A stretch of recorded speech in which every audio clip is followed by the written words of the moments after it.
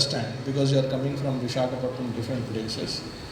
Bapatla Parliament constituency lo, what is famous here and where is your support required?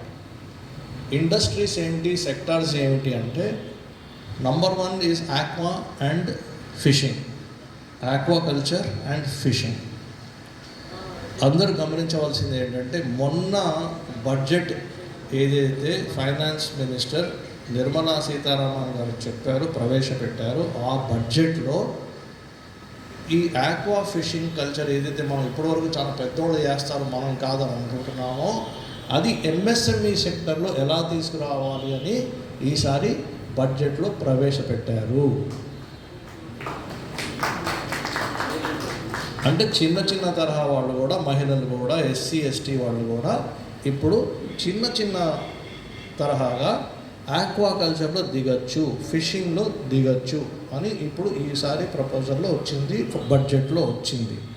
దయచేసి అధికారులను దీన్ని గమనించి budget ఒకసారి తీసి ఆ పోర్షన్ ఏంటో చదివి, మళ్ళీ వీళ్ళు వచ్చిన తర్వాత మాకేం తెలియదు, నిర్మలా సీతారామన్ గారు మాకు చెప్పలేదు అనకంటే బడ్జెట్లో ఉంది, బడ్జెట్లో ఉంది. దయచేసి అది చదువుకుని రెడీగా ఉందంటే ఇటువంటి ప్రపోజల్స్ నేనే పంపిస్తూ ఉంటాను మీ దగ్గరికి. సో ఆక్వా ఫిషింగ్ అనేది ఒకటి. రెండోది హ్యాండ్లూమ్ అండ్ టెక్స్టైల్స్. చీరాలలో మనకు హ్యాండ్లూమ్స్, టెక్స్టైల్స్ ఉన్నాయి. అక్కడ క్లస్టర్ కూడా మనం ఏర్పాటు చేయాలి. I will give you proposal for cluster in Chirala, handloom cluster. అక్కడ కూడా మళ్ళీ మనం ఇక్కడ ఉన్నవాళ్ళు చేనేత కుటుంబాలు కానీ ఎవరైనా చేయొచ్చు కదా, చేనేత ఎవరైనా చేయొచ్చు కదా, అనుకున్న వాళ్ళు ఎవరైనా చేయొచ్చు. వాళ్ళకు కూడా మనం విశ్వకర్మ ముద్ర స్వానిధిలో ఏమి చేయగలుగుతాం అనేది అది చాలా చాలా ఇంపార్టెంట్. మూడోది వచ్చేసి టూరిజం, హాస్పిటాలిటీ. మొన్ననే నేను 100 కోట్ల రూపాయలు సూర్యలంకకి గవర్నమెంట్ ఆఫ్ ఇండియా నుంచి తీసుకొచ్చాను. అక్కడ చాలా పెద్ద ఎత్తున టూరిజం ప్రాజెక్ట్ స్టార్ట్ అయ్యింది.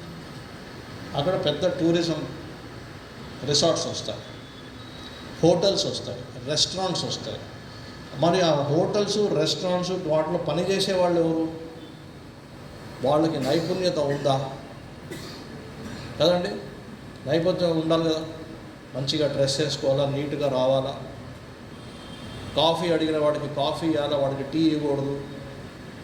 ఏంటి దోశ ఇచ్చేవాడికి వడ ఇవ్వకూడదు కదా. ట్రైనింగ్ ఉండాలి కదా దానికి కూడా. ఇది ఆర్డర్ తీసుకుని గంట తర్వాత రావడం.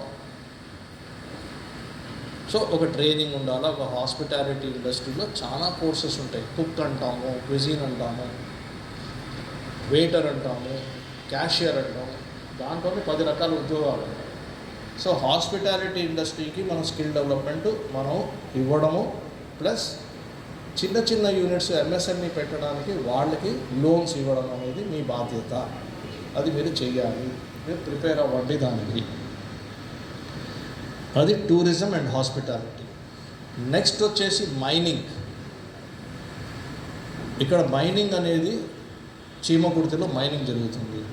అది చాలా పెద్ద పెద్ద వాళ్ళు చేస్తారు. చిన్నవాళ్ళు చేయాలంటే ఏమిటి, దానికి అవకాశాలు ఏమున్నాయి అనేది మీరు కూడా ఒకసారి స్టడీ చేసి ప్రాజెక్ట్ రిపోర్ట్స్ తయారు చేసి రెడీ పెట్టుకుని, ఎవరన్నా మేము చేస్తాం సార్, నేను ఆ గ్రామం నుంచే, నేను చీమకుర్తి గ్రామస్తుడిని, నేను ఒక ఎస్సీని, ఒక ఎస్టీని, లేదా ఒక బీసీని, చాలా చిన్నవాడిని నేను, కానీ మా ఇంటి పక్కనే 100 కోట్లు 1000 కోట్లు చేసుకుని పోతున్నారు అందరూ, నాకు కూడా దాంట్లో 1 లక్ష వస్తే చాలు సంవత్సరానికి అని ఒక పిల్లోడు కోరిక ఉంటుంది. మరి అటువంటి అతనికి ఏమి మనం ఫెసిలిటీ ఇస్తాం? క్రషర్ పెట్టిస్తామా, ట్రాన్స్పోర్ట్ బండి ఇస్తామా, ఏంటి? సో మైనింగ్ సెక్టర్లో ఏ అవకాశాలు మనం ఇవ్వగలుగుతాం అనేది, ఇవన్నీ చేయాలంటే చాలా ఉన్నాయి. సో ఫైనల్గా ఏమిటంటే, నేను ముఖ్యంగా చేసే విజ్ఞప్తి అధికారులకి ఏంటంటే, నేను ఇందాక అన్నట్టు ప్రతి నెల బాపట్ల పార్లమెంట్ కాన్స్టిట్యున్సీలో ప్రతి నెల మీ ఫస్ట్ ప్రోగ్రామ్ ఏంటండి, entrepreneurship awareness programme. Every month ఎక్కడో ఒక చోట ఏదో ఒక మున్సిపల్ హెడ్ క్వార్టర్స్లో జరగాల్సిందే. దానికి నేనేం చేయాలో చెప్పండి, యూనియన్ మినిస్టర్ గారి దగ్గర కూర్చొని నేను మాట్లాడి రాయించుకొని తెచ్చి మీకు ఇస్తాను. కానీ మీకు మటుకు అది తప్పదు, మీరు చేయాల్సిందే. రెండవ కార్యక్రమం ఏంటంటే, సెకండ్ కార్యక్రమం entrepreneurship skill development, ESDP entrepreneurship skill development programme, ఇందాక నేను చెప్పిన స్కై డీప్ ప్రోగ్రాము రెండు ఒకటే. దాంట్లో ఒక భాగం ఇది. నేను మిమ్మల్ని వదలను, మిమ్మల్ని పడుకోనియను. మీరు రావాల్సిందే, నా స్కై డీప్లో మీరు పాల్గొవాల్సిందే. ఈఎస్డిపి ప్రతి నెల ఎక్కడో చోట మీరు మొదలు పెట్టాల్సిందే. ఈ విధంగా చేస్తూ ఉంటే మరి నేను చాలా పెద్ద టార్గెట్ పెట్టుకున్నాను. ముఖ్యంగా ఈరోజు ప్రోగ్రాం పెట్టించాను, నాకు గుర్తుంది. నేను ఎప్పుడో డేట్ ఇచ్చాను. ఢిల్లీ నుంచి పరిగెత్తుకుని వచ్చి మీతో కూర్చొని ఇంతసేపు నుంచుని మాట్లాడడానికి ఎందుకు ఇంత నేను సమయం కేటాయించానంటే, నేను మన బాపట్ల పార్లమెంట్ కాన్స్టిట్యుయెన్సీకి 2029 సంవత్సరంలోగా కనీసం 1,00,000 మహిళా యువకులకి స్కిల్ డెవలప్మెంట్ అవకాశాలు ఇవ్వాలి అని నేను టార్గెట్ పెట్టుకున్నాను. సో నేను టార్గెట్ పెట్టుకున్నంత మాత్రాన నేను సక్సెస్ అవుతానా? అవును. అధికారులు అందరూ సహకరించాలి, అన్ని డిపార్ట్మెంట్ల యొక్క అధికారులు సహకరించాలి. మహిళలు, యువకులు డిమాండ్ చేయాలి, ఎదురుగా వచ్చి మాకేది స్కిల్ డెవలప్మెంట్ ఏదని మీరు అడగాలి. మీరు అడిగి ప్రతి నెల మనకి ఏదో ఒక చోట జాబ్ మేళా కూడా ఉంటుంది. ఆ జాబ్ మేళాలో కూడా మీరు అందరూ వచ్చి పెద్ద ఎత్తున మీరు పాల్గొనాలి.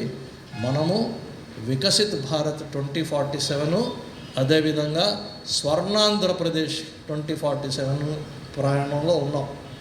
ఆ ప్రయాణంలో మీరు భాగం తీసుకుంటున్నారా లేదా, దాంట్లో పాత్ర మీకు ఉంది, ఆ పాత్ర మీరు వహిస్తారా లేదా అనేది ఇక్కడ ప్రశ్న. మనం అందరం కలిసి ప్రయాణం చేస్తాం. మీ అందరితో నేను ఉండాలని నాకు చాలా చాలా సంతోషంగా ఉంది. మరి ఈరోజు మీతో కలిసి మాట్లాడి ఇవన్నీ నా మనసులో ఉన్న మాట మీద పంచుకోవడం నాకు చాలా చాలా సంతోషంగా ఉంది. నేను అన్న టార్గెట్ 1,00,00,000 మందిని 1,00,000 మందిని బాపట్ల పార్లమెంట్ కాన్స్టిట్యున్సీలో మహిళలు, యువకులకి స్కిల్ డెవలప్మెంట్ ఆపర్చునిటీస్ మనము కలుగు చేయాలి. మరి ఇటువంటి చక్కటి ఆహ్లాదకరమైన వాతావరణంలో ఇటువంటి చక్కటి అవకాశం మీరందరికీ నాకు ఇచ్చారు. మినిస్ట్రీ ఆఫ్ ఎంఎస్ఎంఈకి కృతజ్ఞతలు తెలుపుకుంటూ నేను సెలవు తీసుకుంటాను.